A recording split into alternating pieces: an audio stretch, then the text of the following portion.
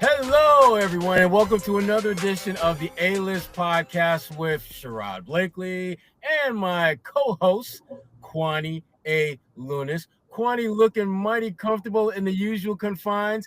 I cannot say the same. This is the car podcast edition of the A-List podcast. Usually, Kwani, you're in the car doing the damn thing. I'm usually got my nice comfortable, but now we've got a little role reversal going on this week. So where are you? Explain to the people. They need to know. I am in Los Angeles, California, helping my son get situated. He's going to be moving out here permanently in LA, and there's so much crap as you can probably imagine going from Boston to LA.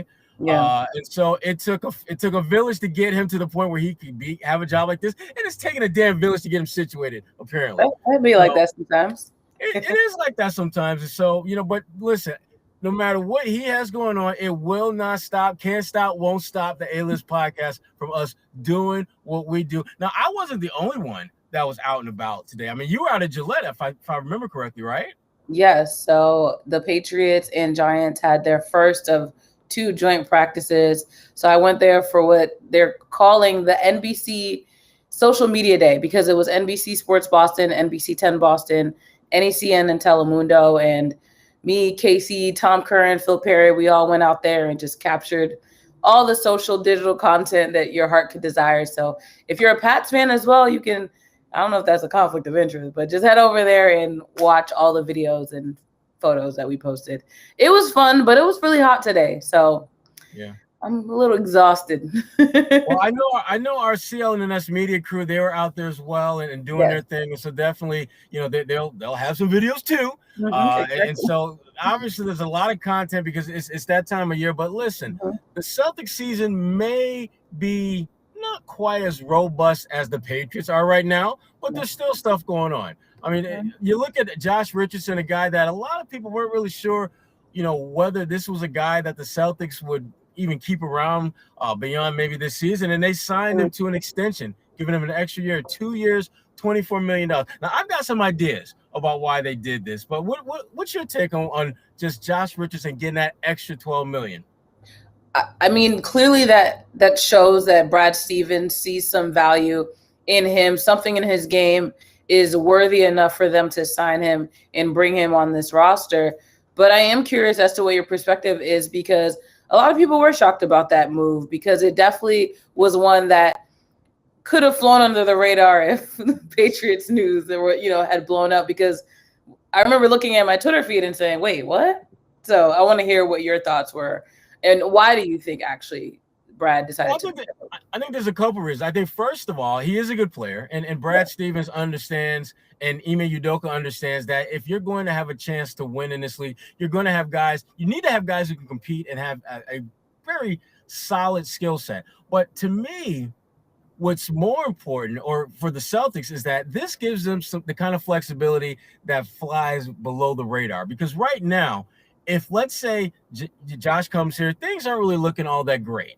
If you trade him, you will have a difficult time getting anything of value because he'll be in the last of his deal. By giving him that extra year, he's a much more attractive potential trade chip if you decide to move on from him. And for Josh, with a lot of uncertainty about how things are going to play out in Boston, having that extra year of security, knowing that at the end of the season, you still got a 7-figure, 8-figure check coming your way. So if you're Josh Richardson, it makes a lot of sense. If you're the Celtics, it shows that you're committed to him beyond just this calendar year, but beyond that. And if things don't work out, he's still someone that has value in the eyes of other teams, because remember, the salary cap is going to steadily go up. And if you got a player that's making $12 million now, a year or two from now, that probably looks more like $10 million in 2020, 2021 terms. So there's a lot of reasons why I think this makes a lot of sense.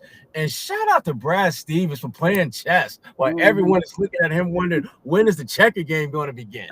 This was a very, very low-key stealth, intelligent move by Brad Stevens to make that type of deal with a guy like Josh Richardson. Because again, I think the Celtics right now, what they're doing is to me, they are having the best of all worlds. They're putting together a team where guys are going to come in with a chip on their shoulder. Guys are going to come in and compete.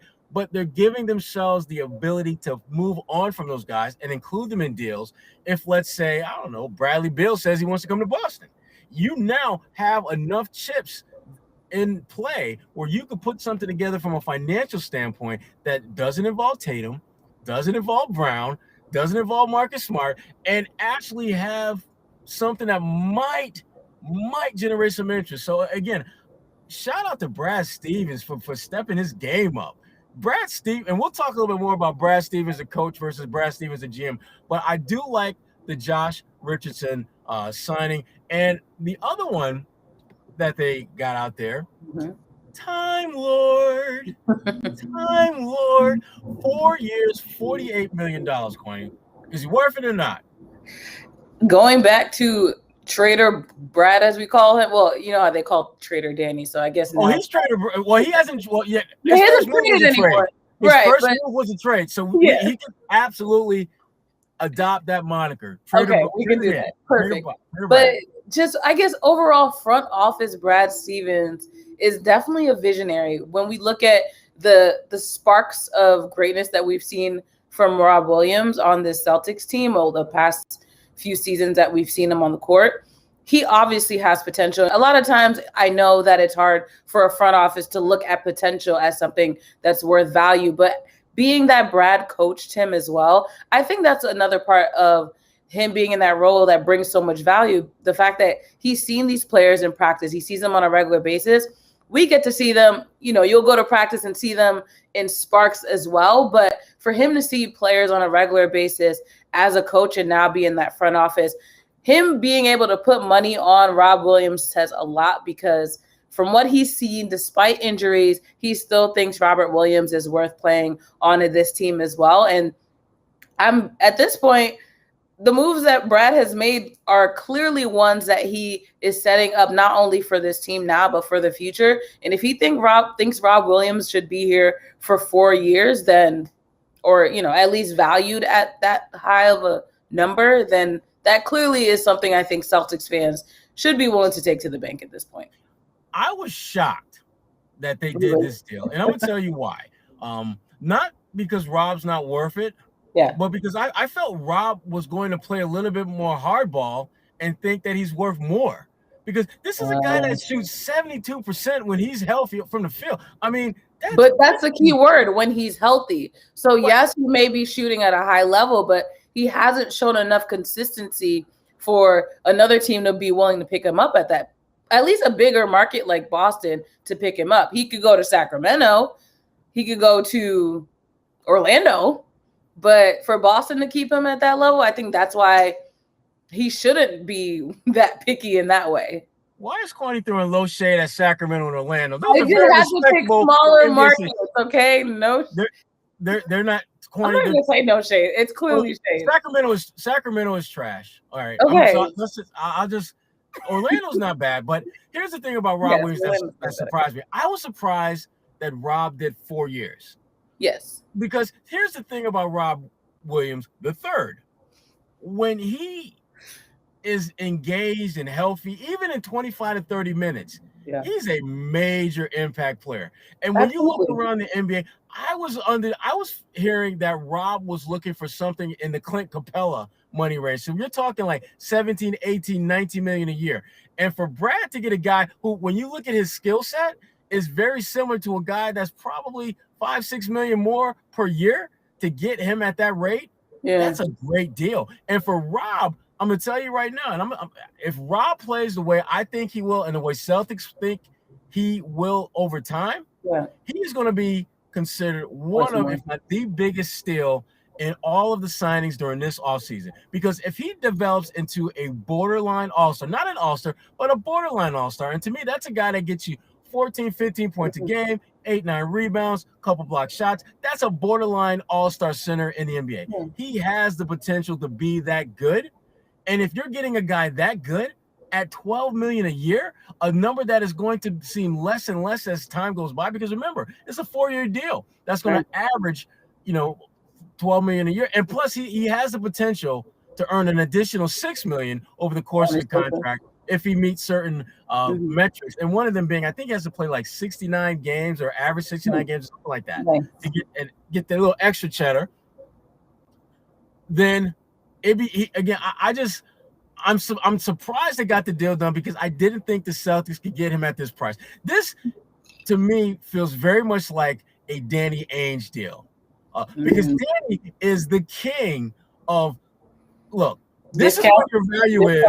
This is what I'm going to pay you, and I'm not really, and somewhere between what you want and what I'm willing to pay, I'm going to get you over to my side of the equation, and you're going to get what I'll offer you. And so I was a little surprised that they were able to get him at that rate. I figured Rob would get at least $15 million a year. Because to be honest, with his upside and potential, even with his injury-riddled history, I still thought that was a guy that you're probably looking to get the deal done around $15 million. But for him to take $12 million a year guaranteed and another $6 million he can get in incentives, it speaks to their ability to get deals done. And I mean, if we're being honest and real, Rob is thinking probably like a lot of us, yo, that's a lot of money. I know it's not 18 million and it may not be 15 million, but 12 million is not something to sneeze about. That's real money. That's money that if you don't play a single minute, you got 48 million in the bank. 48 million in the bank. And Rob he's no different than a lot of folks, who are in the NBA, a lot of us who cover the NBA. You will take 48 million guaranteed every day and Sunday. Yeah. There's very few of us who either are in the NBA as players or in the media who would not take a guaranteed 48 mil package. Right. So I can't be mad at Rob for taking that. You got to secure it. He has a daughter, right? And he has family to provide for. Right. And sometimes, anytime you're putting your physical, when you're putting your physical body on the line, sometimes it's just better to take that guarantee. I shout out to him for knowing his worth and definitely shopping to try to get it. But the fact that he was able to secure a guaranteed deal clearly shows that he has good people in his corner, at least agents or whatever that may be, saying, hey, you just got to take the money for now. And then when you prove yourself, then hopefully you can cash out again. Yeah, because, you look around the NBA and some other guys who had deals that they felt, I'm not worthy. That deal is beneath me. Nerlens Noel, our boy from Mass. He's ready to sue his agent because he walked away from like a 4-year, $70 million deal. Which, full disclosure, those of us who are outside looking in were thinking, wait a minute, you got a $70 million deal on the table? Yeah. Like, nah, I'm good? Yeah. Nah, bro. Not good. Not good at all. Him, Dennis Schroeder, another one who had a great deal. Thankfully, he was able to recuperate from that. Right. And I'm still, I'm curious how Dennis is going to address those questions because they're going to come. They have to come. They will come. We will be asking him about. Oh, absolutely. That's going to be the first question you ask. Exactly. I'm just like, dude. So what were you thinking? What was your mindset? There's a way that we can massage those questions to make them a little more palatable. But the bottom line is, dude, you walked away from 85 mil and you got like basically you literally are getting paid pennies on a dollar. Mm-hmm. And you living in a tax bracket that's not exactly easy on the wallet. Yeah. So, but hey, his loss, Celtics game, it's all good. It's all good. And you know what else is good? This team. Oh, you got us. I think they're pretty damn good. I think this team, if health isn't an issue, because health, that's just, the X factor that always has to be thought about. But if it's not a major issue, I could see them possibly slipping in that top 4, like no higher than 4. Because I like the fact that they got some dogs on this team. They got some absolute Schroeder is a dog. Marcus Smart is a dog. Josh Richardson is a dog. Al Horford, he's not a dog, but he's like the big dog though. The big dog that's making sure everyone in the kennel is taken care of, is good. And if some of y'all get out of line, big dog might have to speak on that. Big dog might come at you. So I like the way this team is shaping up. I think they are going to be competitive. But the X factor to me is health and Udoka. I don't really know how good a coach is going to be. I think it's going to be good, but I don't have anything to go on but a hunch. Right. I'm with you on that, and it could be because I've lived in Boston so long and have seen so many iterations of this team. Mm-hmm. And there have been also so many teams where we said, oh, this team has potential. So I don't want to sound like a broken record every season saying, wow, this team has potential. But I will say from those moves that Brad Stevens has made, and even Coach Udoka having that potential as well to be a great coach, seeing the franchises he's worked with, the coaches that he's worked with, I think it's a good combination for success. But as you mentioned, it's something that we're going to have to wait to see out. But I'm liking this coaching matchup with the roster that we're seeing, even Brad being in the front office. The organization is definitely looking intact. But now it's time for everybody, other than Brad, because he's clearly been doing his job, everyone else needs to execute to make it actually come to fruition. Yeah, I mean, the thing that Brad's doing that I think is really impressive is that he's doing the damn thing Brad's way, and it's not clear what he's doing at the moment, but it feels it's different than when Danny would do things and it would take like forever to figure out what the hell he was trying to do. Yeah, it's like one of those things you have to see in hindsight. You understand. Yeah, but like Brad is like kind of keeping us off balance with some of his moves, but it doesn't take a ton of time to realize, oh, okay, wait a minute. So you're gonna give Josh Richardson an extra year so that Josh thinks that we're investing in you, but at the same time, we may be doing that. But if we want to cut ties with you, you're more attractive to cut ties with now. So you get more money, we get a potential better trade chip in return if we move you, and everybody's winning. So. Brad, I think there's a clearer train of thought to what Brad is doing down the road than there was with Danny. And that just kind of brings me to the question I posed this a little bit earlier. I mean, who do you like more, Brad Stevens the GM or Brad Stevens the coach? As you were talking before you asked me that question, the first thing I thought about was, how did Brad Stevens make such a seamless transition into that front office? Was it the mentorship of Danny Ainge? Was it just him soaking up basketball for so long and seeing the ins and outs of different organizations? Because I really do like him as a general manager, because he's been making moves that we, like you said, we see him working towards the future, but also working for the immediate future, long-term and short-term goals, essentially. And he does it in a way where you're like, it's like banger, like when an artist puts like hit after hit. That's what he's doing right now.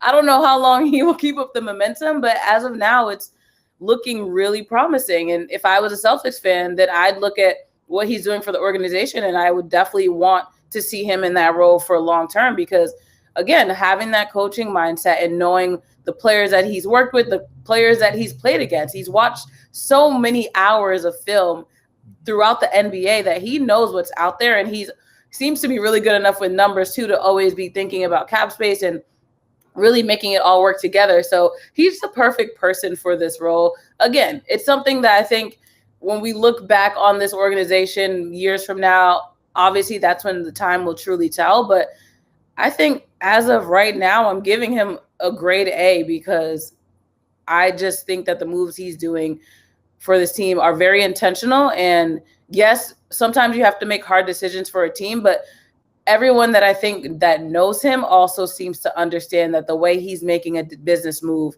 is definitely different from the way that Danny Ainge has been perceived when he makes moves or has made moves for the Celtics.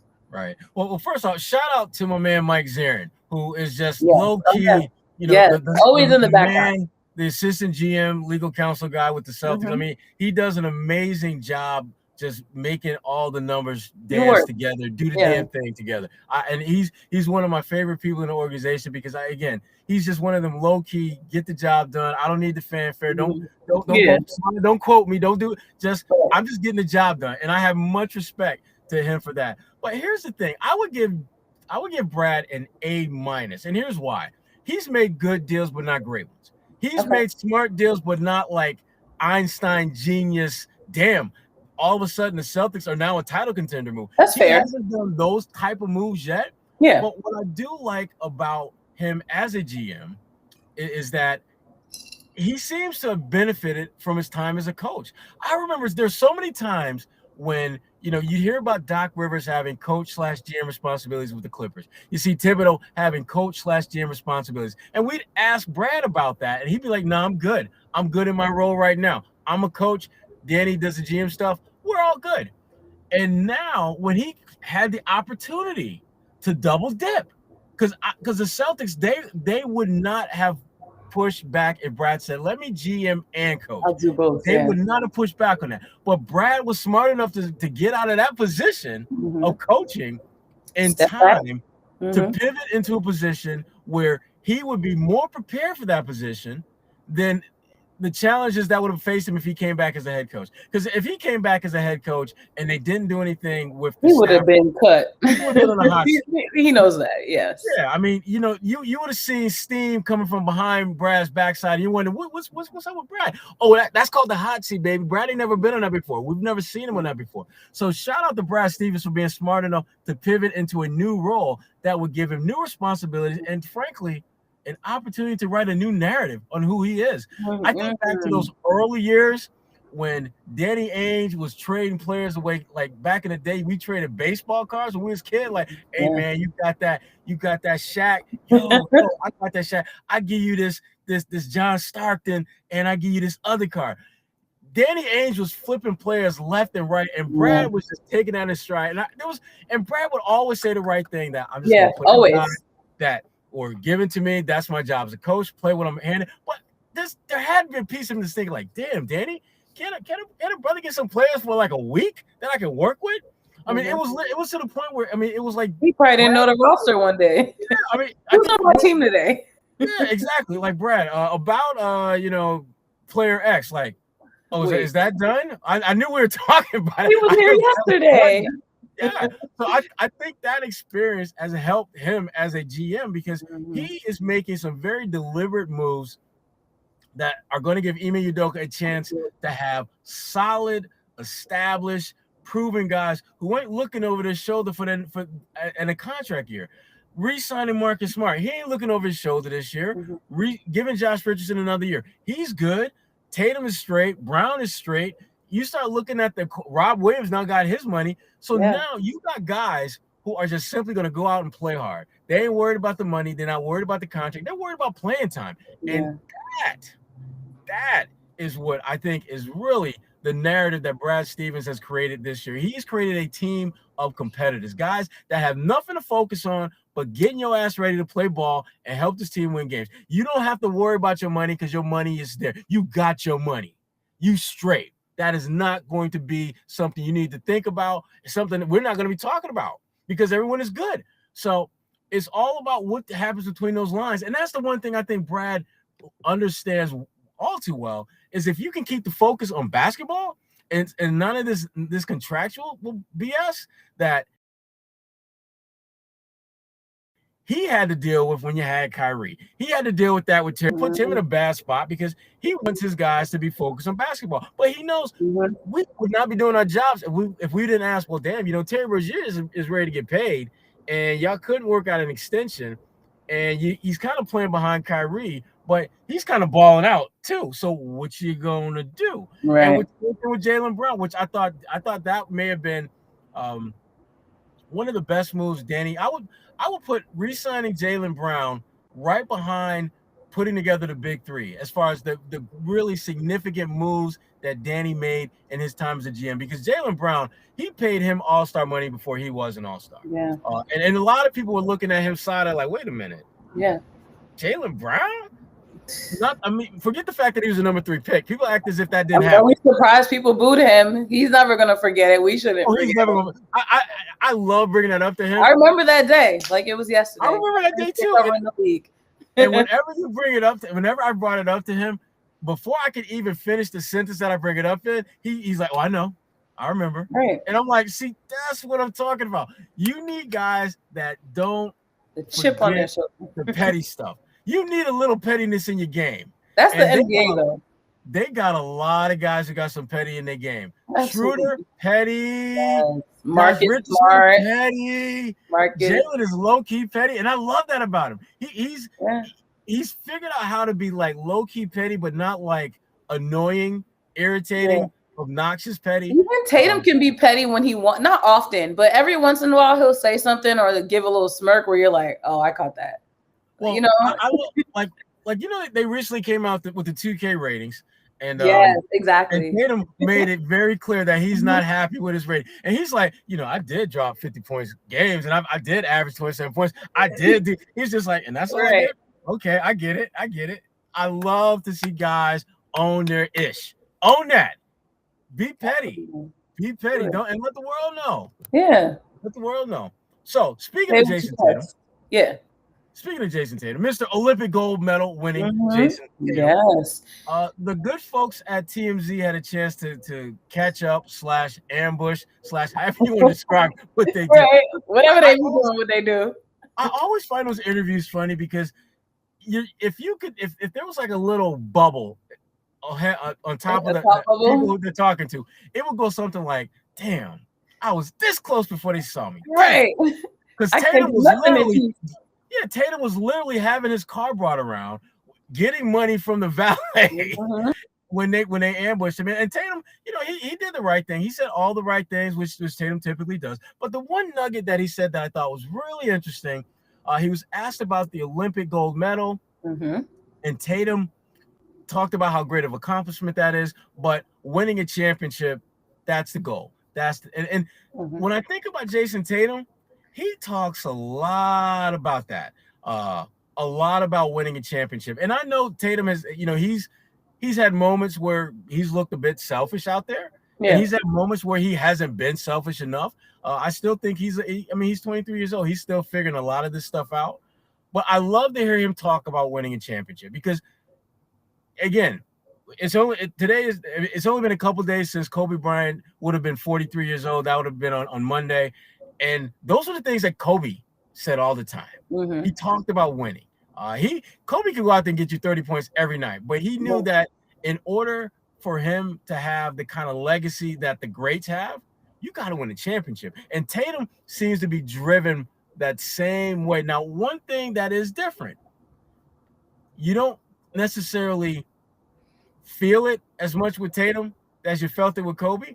But I have to remind people that Kobe was like this 18, 19-year-old punk from PA when he came into the league that people were just like, he's all about buckets. He don't care about winning. And slowly but surely, he kind of created that narrative. And I see Tatum slowly but surely creating his own narrative, but very similar to that. Yeah, because Tatum came into the league a little more soft-spoken. He knew he was good, but he wasn't like Kobe the way that he was talking publicly, talking trash publicly. Tatum had talked to Colin from the day he got the league. Literally, right. So I think with Brandy, okay? Yeah, exactly. When you go to the bar with Brandy, her R&B game. Who does no one can tell you anything when you went to a prom with Brandy. But yeah, their personalities are definitely very different, which is why I think that we are slowly seeing Tatum break out of that shell. The NBA is a new thing for him. Like, he had to really adapt to the way the media is going to treat you, the way the game has sped up, whatever that is. So there are different things that he's adapted to, but I think overall we are seeing glimpses of that Kobe, that Mamba mentality of whatever, all the time he's spent with Kobe, I think will eventually be something that we start to see more of because he clearly respected, loved, valued everything that Kobe stood for, and we're starting to see it.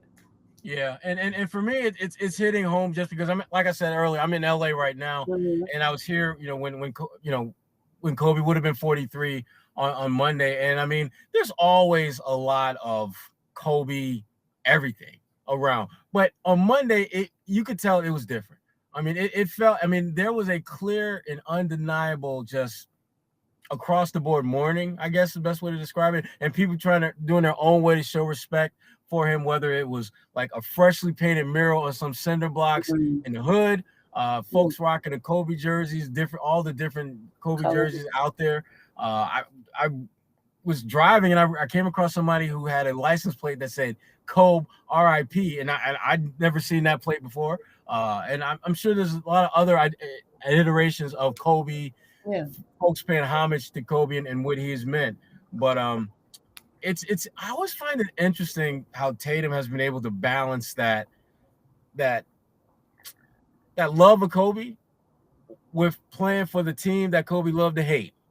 Right. And how, fans, it took fans, I think, a little time to kind of recalibrate themselves to the fact that Tatum can still have immense loyalty and love for the Celtics and still have immense loyalty and love for Kobe Bryant. Because as much as Celtics fans don't want to hear it, the success that Tatum has had so far is in part because of how he's trying to model his game after Kobe Bryant in many, many ways, shapes, and forms on the basketball court. Mm-hmm. Without a doubt. So, what else you got, Kwani Lupe? What else is there to talk about in the world of the basketballs? Well, I tell you what. Who are you looking out for this season? Who's someone that people should keep on their radar? There's a lot of folks out there. I tell you who I'm really interested to see, and it's only because I like him. He's like one of my favorite guys in the league, and that's Terry Rozier. Oh yeah. He just got another deal too. Terry just got that second fat payday. Shout out to Terry Rozier for getting that Brinks Trucks 2.0. Getting the Brinks Truck 2.0. But Terry, I think Terry, he's like right there on the cusp of being an all-star. Averaged damn near 20 points last year, shot almost 40% from three-point range. You look at some of the moves that Charlotte is making, they're going to be a team that if they can stay healthy, I think they're going to be really good. And Terry, I think this is going to be the first year where we're going to start talking about him as a potential all-star. And obviously, the ball kid is going to get a lot of the attention and a lot of the fanfare, but his best quality the ball kid is distributing the ball. Terry Rozier hasn't really played with a great ball distributor in his career. So I think he's going to benefit greatly from having, ball coming to the season, clear vision, understanding what he needs to do, knowing who his teammates are, what they can do, what they can do. And for Terry Rozier, I got another payday. And the thing I love about Terry is that before he got paid, he was pretty good. Once he got that first check, he's seen to step his game up a little bit. Yes, exactly. Better. And I respect the hell out of guys who understand that the only way that I'm going to keep getting these paychecks is to keep balling out, keep getting better, bring something new to my game. That's why, Jaylen Brown, from a Celtics standpoint, that's the guy I'm looking forward to seeing, because Jaylen Brown, every year he's been in the league, has gotten better. And I'm looking at his game now, and the only thing I can think of that he can get appreciably better in that's different than what we've seen thus far is getting other guys involved. And Ime Udoka talked a lot about that in Summer League. He's talked a lot about that whenever he has addressed the media and Jaylen Brown's and Jayson Tatum's name comes up. He talks about their ability to be more facilitators, more playmakers. And I'm curious to see how Jaylen is going to handle that role. We caught a little bit of him getting some shots up over in Vegas in Summer League. So I'm hopeful and optimistic that he can be ready to roll come the start of the season. Yeah, his pass was off, right? His wristband. Yeah. So I'm looking forward to seeing him really just take his game to another level, because again, he's such a great story. Just the way I can't think of the last time a guy was taken that high in the draft who got booed. Yeah. I can't think of that's unheard of. And for him to, low key keep that energy, keep that same energy and use it as fuel. Put that chip on your shoulder and just slap it there and know that it ain't going nowhere. Because I'm telling you, Jaylen can be a 6, 7, 8, 9, 10, 15-time all-star. He's always going to have that chip.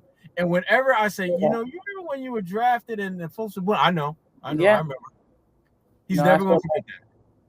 Absolutely. That his story resonates with me, but to this day I wonder why people booed him. Was it really just the lack of not doing your research on college ball? Like, there's a couple reasons why. One, he didn't have an off the chart statistically great season at Cal. They were a team that had really good players, but they weren't as successful as a lot of people thought they would be. That's from reason number one. Number two, that was the year, remember, Chris Dunn was killing it up at Providence, right? He was a local kid, and everybody wanted him. And I remember, right. And they could have theoretically used a playmaker like Chris Dunn in theory. And Celtics fans, you need to thank your lucky stars that did. Again, that was yet another example of a deal that Danny Ainge did not do. Yeah. that was the best thing he could have done.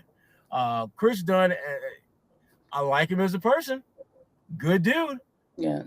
But I just Jaylen is a better player. I don't think it's not even debatable. Jaylen has been a better player, is a better player. When their careers are done and over with, Jaylen will go down as the better player.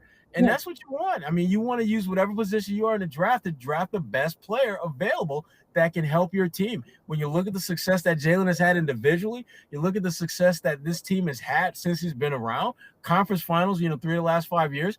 Jaylen Brown has made his mark on this franchise. He's paid like a guy who's made his mark on this franchise. And again, that's the guy that I'm really looking forward to seeing among the Celtics players, what he's going to be able to do this year. What about you, Kwani? Who are you looking for? These are my answers, and I have to pick somebody else. Jaylen was your guy? Yeah. Okay, go to door number 2. You got to have a door number 2, Kwani. Come on. Of course. I don't. Who's on the roster? I'm kidding. Wow. I'm joking. I'm joking. This is actually a good question. You should have prepped me for this one. Honestly, it could be a cop-out, but I'm just going to go with Tatum because it's a cop-out, but it's all right. It is a cop-out. But I think similar to your argument with Jaylen minus the chip on his shoulder, because it's not like Jayson has been told he won't be great at this point. I definitely do think and agree with Ime Udoka and when he says that he wants to see Tatum and Jaylen be more facilitators, and really I think Tatum really see him step up with that leadership on the floor for the Celtics. Obviously, he's a good shooter, but I definitely think that he knows this. He can evolve his game to a level where if he doesn't have a good shooting night, he's still able to, lob the ball to whoever is having that hot night and really take control of the game for the entire team. And I know that's a lot of pressure to put on one person, but you're a max player. And exactly, that's my point. If you're the max player, then that's not necessarily a pressure you should be avoiding anyway. And I don't think it's something that's impossible. So I would really love to see how he steps up in a role like that, where he's not only the go-to guy, but he also knows how to kind of hand the baton to whoever should be the go-to guy on any given night. The more he plays, it seems that he's having more and more moments where he's bringing an all-around impactful game. Like he can score with the best of them, but we're seeing more games where he's getting maybe 4 or 5 assists here, 7, 8 rebounds there. He's always been a good rebounder. Mm-hmm. Defensively, I thought he regressed a little bit last year. I thought his first couple years in the league, I thought Tatum was really trending towards being like an elite two-way talent, and I think he's still, in some respects, can still do that. Still early. It's still early, but I thought that there was way more attention that he paid to really enhancing his game offensively, and part of that had to do with, frankly, they needed that. With Kemba's help being what it was, and Jaylen Brown hadn't quite established himself as that other scoring option, and other guys being hurt, injured, all whatever.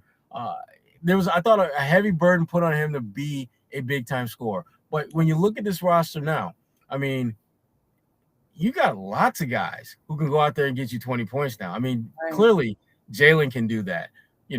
Josh Richardson, I don't think Josh Richardson is a 20-point scorer, but I think he can be a high team scorer. I think Schroeder can be high teens, low 20s. And then you start looking at guys off the bench.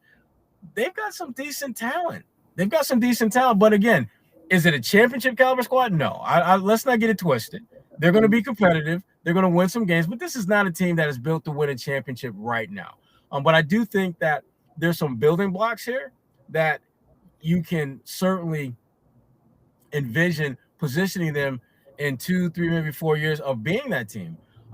But again, I'm feeling good about this team, much better than I was earlier this year, because when the draft came and went and they took young fella from France in the second round, it was like, damn. Free agency starts and then everyone's doing things and they're doing enough, and then we're like, damn. And then it's like slowly but surely Brad's vision of how he sees this team and the role that guys are going to have started to come into shape, and it's like it's starting to make sense. Mm-hmm. But the key with this team is they just got to be gutty, they got to be grimy, they just got to be real, just dogs out there. And again, the other guy I'm really curious to see, not so much his play, but how his play influences those around him, and that's Marcus Smart. Yeah, obviously. Yeah, that's a good one. Yeah. The thing about Marcus is that I love so much about Marcus Smart's game. I really do. I didn't feel as though his teammates felt him the way they should have last year. I didn't feel that they were following his example the way I thought they should have, because a lot of those guys, if we're being honest and real, it seemed like they were playing with their own agendas. Like Tatum wanted to be an elite scorer, and that was part of his agenda, and he did that. Mm-hmm. Jaylen Brown wanted to prove that he was worth that contract and could do lots of different things, and he did that. But in their efforts to prove who they were and what they were about, I didn't think that they brought it defensively the way they needed to, the way Marcus Smart tends to kind of make those around him do that. And so I'm real interested to see whether Marcus is going to have some more dogs with him in the fight this year, because I didn't think he had enough of those last year. And again, you bring back a guy like Al Horford, who I think is the ally that Marcus absolutely needs. Gives a level-headedness to the team. Yeah, I mean Al falls into the uber upper echelon OG. Yeah, that's when your OG speaks, you listen. and I didn't think they had enough OGs who could speak and make their presence felt, not only in their voice but in their actions. So I like this team much more now than I did at the start of the season. But again, I like this team not because I think they're going to win a ton of games, because I don't think they're going to win a ton of games. If they can get 50 wins, I'd be shocked. I think they're going to be somewhere closer to 44, 45, maybe 46. But what I do like is that this team's going to compete. They're going to fight. They're going to scrap. And I can be down with a team like that. If you play in Brooklyn and they got their three-headed monster, and you play them and the game comes down to the last 90 seconds, you catch that L by 3, I'm good. Yeah. I'm good with that, because you are playing a team that should be mopping the floor with you, but because you fight, because you got dogs in the struggle, right? They're willing to fight to the end. Give yourself a chance to win, and that to me is what this team should be about. It's not necessarily about wins and losses, but how well do you compete? Because you can't win if you don't compete. How well do you lose? Exactly, and do you take the losses as, well, they beat us by 30. They were a better team. They beat us by 30. That's what they're supposed to do. Nah, that's not how they're supposed to work. You're supposed to compete. And if you lose a game to Brooklyn, I love when Marcus Smart loses a close game, he's not all that happy. Yeah. He doesn't want to talk to anybody. It was a good effort, but hell no. We lost the game and we should have won. Yeah. Marcus is known for saying on more than one occasion, we should have won that game. And you know what? More times than not, he's right. Yeah. He's right. Like I said, I'm excited about this season. I'm ready to get going. I'm ready to get that opener against that New York Knicks and Kemba Walker and Evan Fournier. Let's get it. Let's go. I'm willing to say that's going to be a W for them, but that's going to be a fun game. I'll put $1 on it. I'm going to be there. I will be in the building. We'll be in the building for that one. I'm looking forward to that one. And I'm also looking forward to, Kwani, whatever you got coming, because I know you always got something coming down the pipeline. What's the latest thing you got? I'm kidding. So on Thursday of this week, depending on what time you listen to this, I will be on the Hub today, which reminds me I have to email my producers and figure out what exactly I'm doing. So I don't know what I'm doing yet. You tune in at 11:30 on Thursday if you happen to hear this before then. If not, I'll probably post it on Twitter, Instagram, so you can watch the replay. But yes, I've been continuing the mayoral candidates series as we approach the primaries in Boston. So if you haven't checked that out already, definitely do so, especially if you live in Boston and you're not sure exactly who you should be voting for. You can find all the policies on their websites, but I'm giving you a different kind of perspective on who they are as actual people. And that's been the bulk of what I've been doing. NBC keeps me busy. Good. This is a good thing. And to Kwani's point, an informed voter is the best voter. So I absolutely encourage, if you are eligible to vote for the mayoral do so. And find out as much as you can, as soon as you can. So again, when you get behind that, and you're casting your vote, you're casting a vote not for who had the coolest commercial, not for who gave you the sexiest flyer, but for who you feel has the qualities that you are looking for in a leader. So good stuff, Kwani. And you? As for me, Still doing different stuff with Bleacher Report. I'm starting to put together some long form pieces that I can't really get into now because those are developing. Recently, I actually, this week I did a piece actually on Kobe Bryant and just some of the lessons that we've learned, both athletes and non-athletes, from Kobe Bryant, the Mamba mentality and all that good stuff. So that's on ebony.com right now. And for me, Kwani, for a lot of folks, school's starting soon. So I'm starting to kind of formulate that and get my ducks in order and put out syllabuses and all that fun stuff. Is it syllabi? There you go. There you go. Way to go, VC. Way to go, VC. Shout out to Boston College School Communications, Kwani Lunis. But no, you're putting all that stuff together and just getting ready for another year of really fun times at Boston University. And other than that, just kind of staying busy, enjoying this last bit of summer here in La La Land before I get back. How's the weather back home anyway, Kwani? I heard it's not great. Well, it's 90 degrees, and I have not done anything fun this summer. Okay, not anything, but nothing, no vacation. Wow. That's because you're on that steady grind, Kwani. That's what being on the grind is about. I guess. Grind. I'm gonna start a GoFundMe. If you're listening, feel free to donate to my trip to Aruba. I just picked a random place. Yeah, Aruba. That's where it is. Do you take paper? You take paper, white paper? Paper cash? Yes, I do take paper cash. But not green like paper cash. No paper straw wrappers. Nope. No. Okay. All right. Well, no, so that doesn't. I tried. Try again. And we will try again next week with another edition of the A-List podcast. And I should be back in Boston by then, if all things work out. Yeah. Yeah. Although this Italian ice that I had about an hour ago is not really sitting well with me, so I just might not make a lot of information that our listeners did not necessarily want. Listen, I'm just here for the people. Get the people what they want. Let them know. Well, full transparency. That's a wrap on the A-List podcast with A.Sherrod Blakely and Kwani A. Lunis. Thank you so much for listening. We are out.